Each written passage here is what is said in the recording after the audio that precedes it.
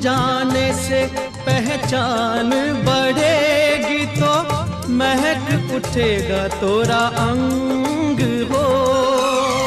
महक से तू कहीं बहक न जाना, महक से तू कहीं बहक न जाना, ना करना मोहे तंग हो।